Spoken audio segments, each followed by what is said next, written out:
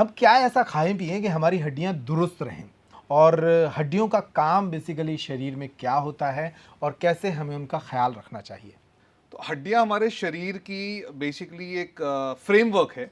अब जैसे कोई बिल्डिंग अगर देखें तो बिल्डिंग के अंदर सरिया है, सीमेंट है, गिट्टी है, बाकी सब जो कवर करता है दीवारें, वो उसकी ऊपर की सुंदरता के लिए होता है। तो वैसी हड्डियां हमारे शरीर का फ्रेमवर्क है, और उस फ्रेमवर्क में हमारी हड्डियों को ताकत देता है मुख्य तौर पर कैल्शियम। कैल्शियम हमारी हड्डियों में जमा करने के लिए चाहिए हमको विटामिन डी। सो अगर हम खान पान की बात करें तो कैल्शियम रिच फूड, वो खाने पीने की चीजें जिसमें कैल्शियम ज्यादा हो, वो हमारे शरीर में जाना चाहिए। और उसके साथ साथ कैल्शियम को हड्डियों में जमा करने के लिए विटामिन डी चाहिए। तो वो खाने के वो पदार्थ भी चाहिए जिसमें विटामिन डी भी हो।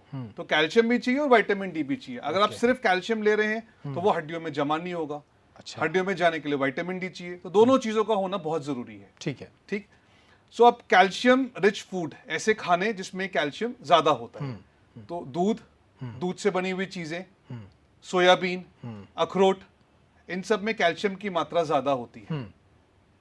अब हम आते हैं विटामिन डी पर। सो विटामिन डी का सबसे रिच सोर्स, कॉमन सोर्स है धूप। तो आपको सनबाथ, सुबह धूप में बैठना चाहिए। दिन में आधा घंटा, हफ्ते में 5 दिन, सुबह 10 से 12 के बीच में। और हमारे देश में धूप पर्याप्त मात्रा में है। बाहर से, विदेशों से लोग आते हैं यहाँ पे सनबाथ करने के लिए, और हम लोग के यहाँ धूप इतनी ज्यादा है तो हम लोग घर के अंदर रहते हैं। वो गलत है।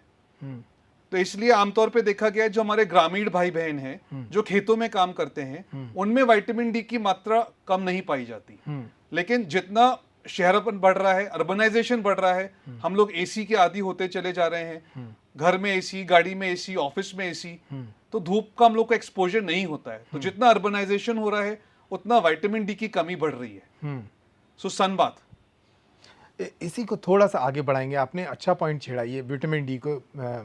जो हमने सुन रखा था कि सुबह की धूप लेनी चाहिए, आप कह रहे हैं कि मतलब 10 बजे से 12 बजे के उस समय जो सन होता है, धूप होता है, वो अपने पीक पर होता है। अच्छा। 12 बजे के बाद यूजुअली सन नीचे आना शुरू होता है। तो 10 से 12 के बजे के बीच में सन रेज पर्याप्त होती हैं। अच्छा।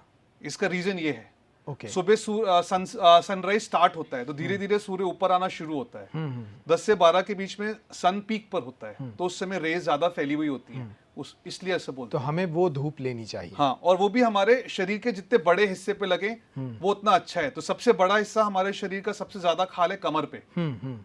तो पूरी कमर को सन एक्सपोजर चाहिए। ओके। ये नहीं कि हम कपड़े पूरे शरीर को ढक के धूप में बैठ गए।